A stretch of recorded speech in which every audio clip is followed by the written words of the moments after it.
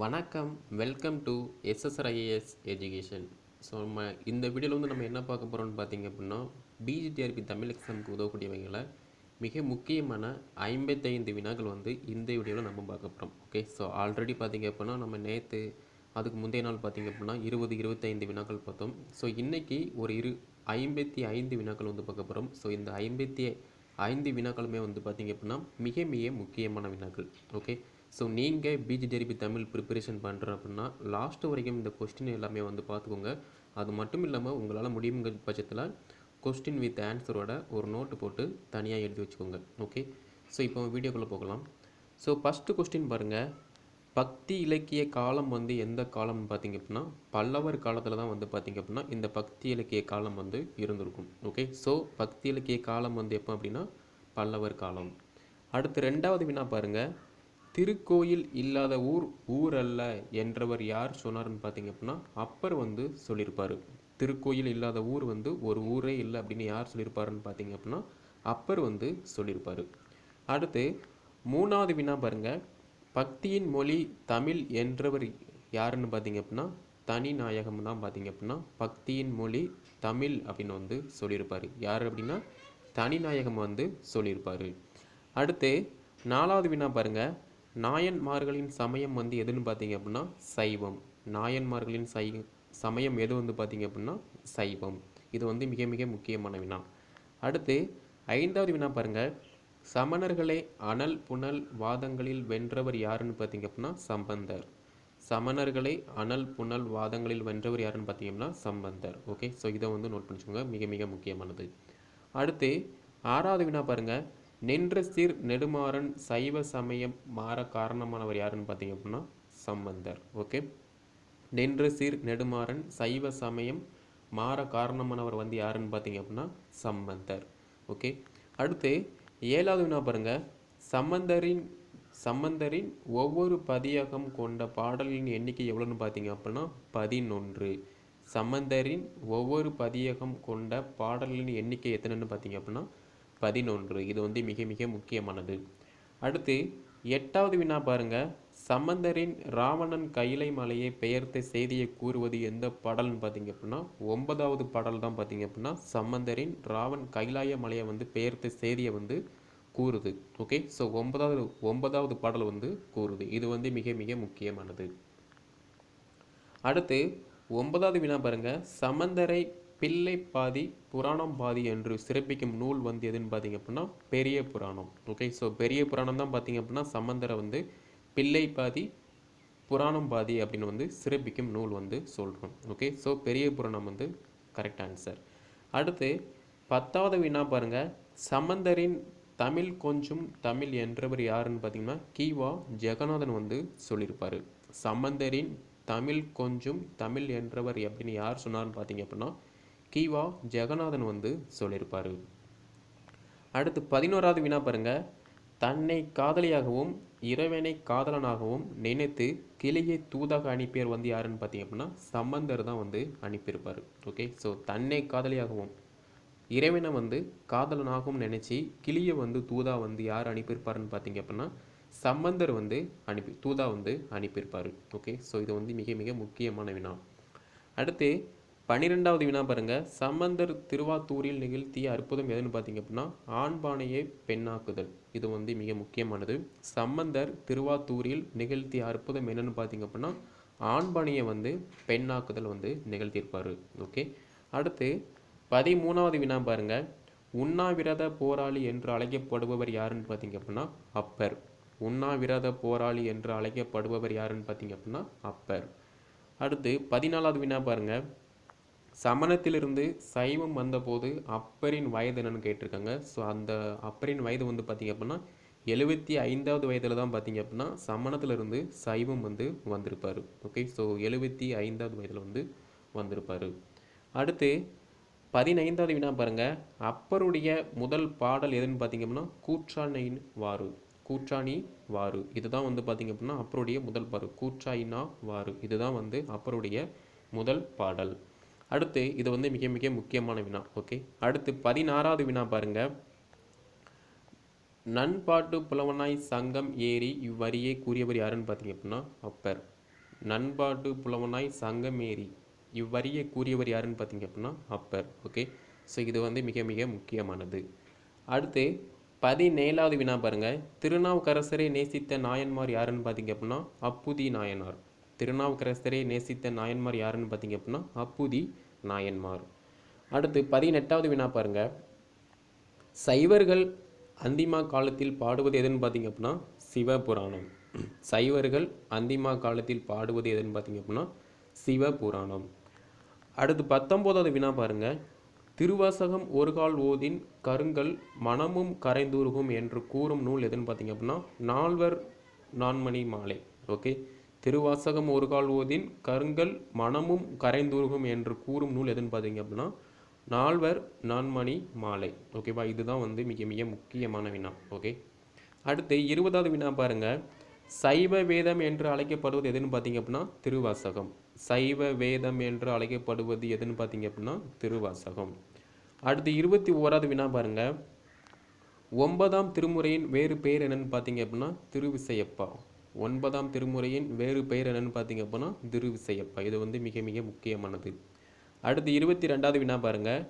11ஆம் திருமுறையில் உள்ள மொத்த நூல்கள் வந்து எத்தனைன்னு பார்த்தீங்க அப்படின்னா 40 நூல்கள் வந்து 11ஆம் திருமுறையில் உள்ள மொத்த நூல்கள். ஓகே, ஸோ 40 நூல்கள் வந்து 11ஆம் திருமுறையில் உள்ள 40 நூல்கள். ஓகேவா, இது வந்து மிக மிக முக்கியமானது.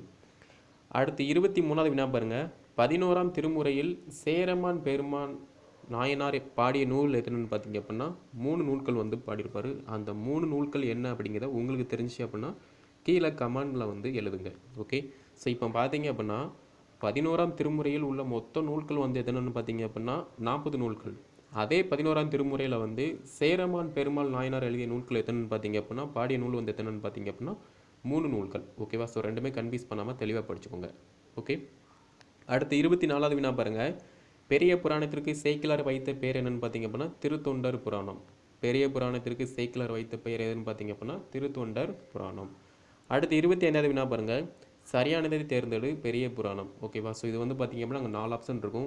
4 ஆப்ஷனுமே வந்து வெவ்வேறான கருத்துக்கள் வந்து சொல்லியிருப்பாங்க. ஸோ அதுக்கு தகுந்த மாதிரி நம்ம சரியானதை வந்து தேர்ந்தெடுக்கணும். ஸோ சரியானதை தேர்ந்தெடு பெரிய புராணம் பார்த்தீங்க அப்படின்னா இது 13 சர்க்கங்களை கொண்டது. ஸோ பெரிய புராணம் பார்த்தீங்க அப்படின்னா 13 சர்க்கங்களை கொண்டது. ஓகே, அடுத்து 26வது வினா பாருங்க. உள்ளம் பெருங்கோயில் ஊனுடம்பு ஆலயம் என்றவர் யாருன்னு பார்த்தீங்க அப்படின்னா திருமூலர். ஓகேவா, உள்ளம் வந்து ஒரு பெரிய கோயில், ஊனுடம்பு பார்த்தீங்க அப்படின்னா ஆலயம் அப்படின்னு வந்து யார் சொல்லியிருப்பாருன்னு பார்த்தீங்க அப்படின்னா திருமூலர் வந்து சொல்லியிருப்பார். ஓகே, அடுத்து 27வது வினா பாருங்க. முதல் ஆழ்வார்கள் என்போர் யாருன்னு பார்த்தீங்க அப்படின்னா 3 பேர். அந்த 3 பேர் யார் அப்படிங்கிறத கீழே கமெண்டில் வந்து நீங்கள் உங்களுக்கு தெரிஞ்சு அப்படின்னா எழுதுங்க. ஓகே, முதல் ஆழ்வார்கள் என்போர் வந்து யாருன்னு பார்த்தீங்க அப்படின்னா 3 பேர். அந்த 3 பேர் யார் அப்படிங்கிறத உங்களுக்கு தெரிஞ்சது அப்படின்னா கீழே கமெண்டில் வந்து எழுதுங்க. அடுத்து 28வது வினா பாருங்க. நாராயணுக்கு ஞானச்சுடர் ஏற்றி வைத்தவர் யாருன்னு பார்த்தீங்க அப்படின்னா பூதத்தாழ்வார். நாராயணுக்கு ஞானச்சுடர் ஏற்றி வைத்தவர் யாருன்னு பார்த்தீங்க அப்படின்னா பூதத்தாழ்வார். அடுத்து 29வது வினா பாருங்க. நின்ற கோலத்தில் காட்சி தரும் பெருமாளை அதிகமாக பாடியவர் யாருன்னு பார்த்தீங்க அப்படின்னா பேயாழ்வார். நின்ற கோலத்தில் காட்சி தரும் பெருமாளை அதிகமாக பாடியவர் யாருன்னு பார்த்தீங்க அப்படின்னா பேயாழ்வார் தான் வந்து அதிகமாக வந்து பாடியிருப்பார். ஓகே, அடுத்து 30வது வினா பாருங்க. மறந்தும் புறம் தோலாத ஆழ்வார் யாருன்னு பார்த்தீங்க அப்படின்னா ஆண்டாள். மறந்தும் புறம் தோலாத ஆழ்வார் யாருன்னு பார்த்தீங்க அப்படின்னா ஆண்டாள். அடுத்து 31வது வினா பாருங்க. நந்தவனம் அமைத்து நாள்தோறும் இறைவனுக்கு பூமாலை செய்தவர் யாருன்னு பார்த்தீங்க அப்படின்னா பெரியாழ்வார். நந்தவனம் அமைத்து நாள்தோறும் இறைவனுக்கு பூமாலை செய்தவர் வந்து யாருன்னு பார்த்தீங்க அப்படின்னா பெரியாழ்வார் வந்து பண்ணியிருப்பார். அடுத்து 32வது வினா பாருங்க. பெண்கள் மடலேறுவதாக பாடிய ஆழ்வார் வந்து யாருன்னு பார்த்தீங்க அப்படின்னா திருமங்கை ஆழ்வார். பெண்கள் மடலேறுவதாக பாடிய ஆழ்வார் வந்து யாருன்னு பார்த்தீங்க அப்படின்னா திருமங்கை ஆழ்வார். அதே மாதிரி ஆழ்வார்களில் மிகுதியாக பாடல்களை பாடியவர் யாருன்னு பார்த்தீங்க அப்படின்னா திருமங்கை ஆழ்வார் தான். அப்போ பெண்கள் மடலேறுவதாக பாடிய ஆழ்வார் வந்து யாருன்னு பார்த்தீங்க அப்படின்னா திருமங்கை ஆழ்வார். ஆழ்வார்களில் மிகுதியாக பாடல்களை பாடியவர் யாருன்னு பார்த்தீங்க அப்படின்னா திருமங்கை ஆழ்வார் தான். ஓகே, அடுத்து 34வது வினா பாருங்க. அமலா நதி பிராணில் உள்ள பசுரங்களின் எண்ணிக்கை எத்தனைன்னு பார்த்தீங்க அப்படின்னா 10. அமலா நதி பிராணில் உள்ள பசுரங்களின் எண்ணிக்கை வந்து 10. அடுத்து 35வது வினா பாருங்க. திராவிட சிசு என போற்றப்படும் ஆழ்வார் யாருன்னு பார்த்தீங்க அப்படின்னா நம்மாழ்வார். திராவிட சிசு என போற்றப்படும் ஆழ்வார் யாருன்னு பார்த்தீங்க அப்படின்னா நம்மாழ்வார். அடுத்து 36வது வினா பாருங்க. விப்ர நாராயணன் என்ற இயற்பெயர் கொண்டவர் யாருன்னு பார்த்தீங்க அப்படின்னா தொண்டரடி பொடியாழ்வார். விப்ர நாராயணன் என்ற இயற்பெயர் கொண்டவர் யாருன்னு பார்த்தீங்க அப்படின்னா தொண்டரடி பொடியாழ்வார் தான் பார்த்தீங்க அப்படின்னா விப்ர நாராயணன் அப்படின்னு இயற்பெயர் கொண்டவர். ஓகே. அடுத்து 37வது வினா பாருங்க. வைணவத்தில் திருப்பள்ளி எழுச்சி பாடியவர் யாருன்னு பார்த்தீங்க அப்படின்னா திருமங்கை ஆழ்வார். வைணவத்தில் திருப்பள்ளி எழுச்சி பாடியவர் யாருன்னு பார்த்தீங்க அப்படின்னா திருமங்கை ஆழ்வார். அடுத்து 38வது வினா பாருங்க. வாய்கொண்டு மானிடம் பாட வந்த கவியாழ்வேன் என்றவர் யாருன்னு பார்த்தீங்க அப்படின்னா நம்மாழ்வார். வாய்கொண்டு மானிடம் பாட வந்த கவியாழ்வேன், இது யார் சொன்னாருன்னு பார்த்தீங்க அப்படின்னா நம்மாழ்வார் சொல்லியிருப்பார். ஓகே. வாய்கொண்டு மானிடம் பாட வந்த கவியாழ்வேன். ஓகே, இது நம்மாழ்வார் சொல்லியிருப்பார். அடுத்து 39வது வினா பாருங்க. திருவாய்மொழிக்கு முதலில் உரை எழுதியவர் யாருன்னு பார்த்தீங்க அப்படின்னா ஆளவந்தான் உரை எழுதியிருப்பார். திருவாய்மொழிக்கு முதலில் உரை எழுதியவர் யாருன்னு பார்த்தீங்க அப்படின்னா ஆளவந்தான். அடுத்து 40வது வினா பாருங்க. கூரத்தாழ்வாரின் குரு யாருன்னு பார்த்தீங்க அப்படின்னா ராமானுஜர். கூரத்தாழ்வாரின் குரு யாருன்னு பார்த்தீங்க அப்படின்னா ராமானுஜர். அடுத்து 41வது வினா பாருங்க. சாந்த களஞ்சியம் என்று அழைக்கப்படுவது எதுன்னு பார்த்தீங்க அப்படின்னா திருப்புகழ். சாந்த களஞ்சியம் என்று அழைக்கப்படுவது எதுன்னு பார்த்தீங்க அப்படின்னா திருப்புகழ். அடுத்து 42வது வினா பாருங்க. வாக்கிற்கு அருணகிரி என பாராட்டியவர் யாருன்னு பார்த்தீங்க அப்படின்னா தாயுமானவர்.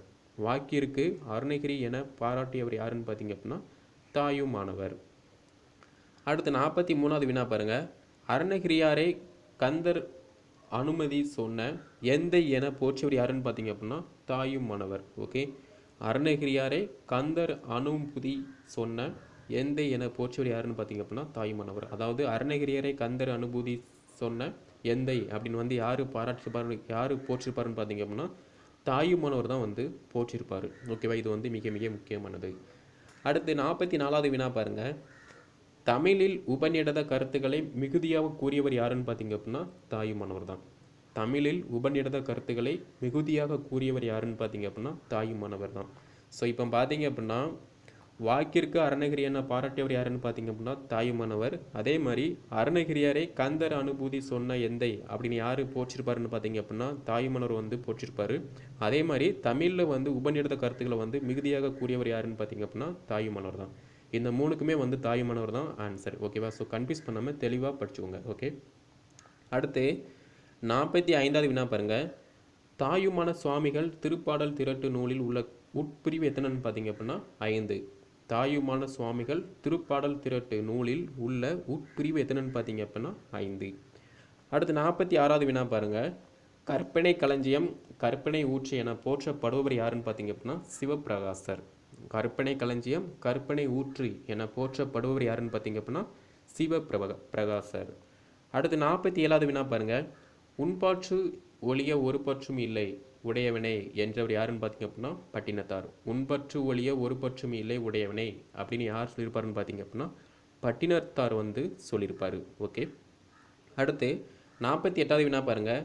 மெய்ஞான புலம்பல் என்று அழைக்கப்படும் பாடல் எதுன்னு பார்த்தீங்க அப்படின்னா பத்திகிரியார் பாடல். ஓகே. மெய்ஞான புலம்பல் என்று அழைக்கப்படும் பாடல் எதுன்னு பார்த்தீங்க அப்படின்னா பத்திரிகிரியார் பாடல். ஓகே. அடுத்து 49வது வினா பாருங்க. சைவர்களின் இதிகாசம் என்று அழைக்கப்படுவது எதுன்னு பார்த்தீங்க அப்படின்னா கந்த புராணம். சைவர்களின் இதிகாசம் என்று அழைக்கப்படுவது எதுன்னு பார்த்தீங்க அப்படின்னா கந்த புராணம். அடுத்து 51வது வினா பாருங்க. மானுடம் பாடும் காப்பியமாக திகழ்வது எதுன்னு பார்த்தீங்க அப்படின்னா கம்பராமாயணம். மானுடம் பாடும் காப்பியமாக திகழ்வது எதுன்னு பார்த்தீங்க அப்படின்னா கம்பராமாயணம். அடுத்து 51வது வினா பாருங்க. நலவெண்பாவில் உள்ள காண்டங்கள் எத்தனைன்னு பார்த்தீங்க அப்படின்னா 3. ஓகே. நலவெண்பாவில் உள்ள கண்டங்கள் எத்தனைன்னு பார்த்தீங்க அப்படின்னா 3. அடுத்து 52வது வினா பாருங்க. குந்தி தேவியின் மகன்கள் எத்தனை பேருன்னு பார்த்தீங்க அப்படின்னா 3 பேர். அந்த 3 பேர் யார் அப்படிங்கிறது உங்களுக்கு தெரிஞ்சது அப்படின்னா கீழே கமெண்டில் லீவ் பண்ணுங்கள். குந்தி தேவியின் மகன்கள் 3. அடுத்து 53வது வினா பாருங்க. பெருந்தேவனாரின் பாரத வெண்பாவில் உள்ள பருவங்கள் எத்தனைன்னு பார்த்தீங்க அப்படின்னா 3. பெருந்தேவனாரின் பாரத வெண்பாவில் உள்ள பருவங்கள் எத்தனைன்னு பார்த்தீங்க அப்படின்னா 3. அடுத்து 54வது வினா பாருங்க. சிற்றிலக்கிய வகை 96 என்று முதலாக கூறும் நூல் எதுன்னு பார்த்தீங்க அப்படின்னா பிரபந்த மரபியல். சிற்றிலக்கிய வகை 96 என்று முதலாக கூறும் நூல் வந்து எதுன்னு பார்த்தீங்க அப்படின்னா பிரபந்த மரபியல். அடுத்து 55வது வினா பாருங்கள். பரணி உறுப்புகள் மொத்தம் எத்தனைன்னு பார்த்தீங்க அப்படின்னா 13 உறுப்புகள். ஓகே, பரணி உறுப்புகள் மொத்தம் எத்தனைன்னு பார்த்தீங்க அப்படின்னா 13 உறுப்புகள். ஸோ இப்போ பார்த்தீங்க அப்படின்னா கிட்டத்தட்ட ஒரு 55 வினாக்கள் வந்து இந்த வீடியோ மூலமாக நம்ம பார்த்துருக்கோம். ஓகே, இந்த 55 வீடியோக்குள்ள வினாக்களில் உங்களுக்கு ஏதேனும் ஒரு சந்தேகங்கள் இருந்துச்சு அப்படின்னா கீழே கமெண்டில் வந்து லீவ் பண்ணுங்கள். நான் உங்களுக்கு வந்து சரியான கிளாரிஃபிகேஷன் வந்து தரேன். ஓகே, அதே மாதிரி இந்த வினாக்கள் எல்லாமே வந்து மிக மிக முக்கியமான வினாக்கள், தேர்வில் வந்து நம்ம எதிர்பார்க்கக்கூடிய வினாக்கள். ஓகேங்களா? ஸோ தமிழ் எக்ஸாம் ப்ரிப்பேர் பண்ணக்கூடிய அனைத்து டீச்சர்ஸுமே வந்து இந்த வினாக்கள் எல்லாமே வந்து ஒரு நோட்டு போட்டு தனியாக எழுதி வச்சுக்கோங்க. ஓகே, ஸோ இந்த பிடிஎஃப் வந்து நான் டெலகிராமில் வந்து நான் அப்லோட் பண்ணியிருக்கேன். ஸோ நீங்கள் இந்த பிடிஎஃப் வேணும் அப்படின்னா டெலகிராமில் ஜாயின் பண்ணிக்கிட்டு இந்த பிடிஎஃப் வந்து நீங்கள் டவுன்லோட் பண்ணிக்கலாம். அதே மாதிரி பிஜிடிஆர்பி தமிழ் எக்ஸாமுக்கு வந்து தினசரி மாதிரி டெஸ்ட்டு வந்து நம்ம காண்டக்ட் பண்ணியிருக்கோம். அந்த டெஸ்ட் சீரீஸில் வந்து நீங்கள் ஜாயின் பண்ண அப்படின்னா கீழே டிஸ்கிரிப்ஷனில் வந்து WhatsApp number plus Telegram link வந்து நான் அட்டாச் பண்ணியிருக்கேன். அதில் கிளிக் பண்ணி நம்முடைய வாட்ஸ்அப்லேயும் மற்றும் டெலிகிராம்லேயும் வந்து நீங்கள் ஜாயின் பண்ணிக்கலாம். ஓகே, பிஜிடிஆர்பி எக்ஸாமுக்கு வந்து பார்த்தீங்க அப்படின்னா பிஜிடிஆர்பி தமிழ், பாட்னி, கெமிஸ்ட்ரி இந்த 3 மேஜருக்குமே வந்து தினசரி மாதிரி தேர்வு வந்து நம்ம காண்டக்ட் பண்ணுறோம். அது மட்டும் இல்லாமல் அதர் மேஜருக்கு வந்து பார்த்திங்க அப்படின்னா வீக்லி ஒன்ஸ் வந்து நம்ம டெஸ்ட்டை வந்து காண்டக்ட் பண்ணுறோம். ஓகே, நம்ம டிஆர்பிக்கு மட்டும் கோச்சிங் கைடு பண்ணல, TNPSC exam, UPSC, TET, police exam இந்த மாதிரி பல போட்டித் தேர்வுக்கும் பார்த்திங்க அப்படின்னா ஆன்லைன் வழியாக தினசரி மாதிரி தேர்வு அண்ட் மெட்டீரியல் எல்லாமே வந்து காண்டக்ட் பண்ணிட்டுருக்கோம். Okay, so TNPSC link, TET exam link, TRP link எல்லாமே கீழே டிஸ்கிரிப்ஷனில் வந்து நான் அட்டாச் பண்ணியிருக்கேன். ஓகே, ஸோ இந்த வீடியோ பிடிச்சிருந்துச்சு அப்படின்னா லைக் பண்ணுங்கள். மறக்காமல் பிஜிடிஆர்பி தமிழ் எக்ஸாம் ப்ரிப்பேர் பண்ணக்கூடிய தமிழ் டீச்சர்ஸ்க்கு வந்து இந்த வீடியோ வந்து ஷேர் பண்ணுங்கள், அவங்களும் வந்து பயன்படுத்தும். ஸோ அடுத்த வீடியோவில் நம்ம அடுத்த ஒரு வினாக்கள் வந்து நம்ம பார்க்கலாம். ஸோ தொடர்ந்து வினாக்கள் பெற நம்முடைய சேனலை வந்து சப்ஸ்கிரைப் பண்ணிக்கோங்க, பக்கத்துடைய பெல் ஐக்கனை வந்து கிளிக் பண்ணிச்சுக்கோங்க. ஸோ அடுத்த வீடியோவில் நம்ம பார்க்கலாம். நன்றி, வணக்கம்.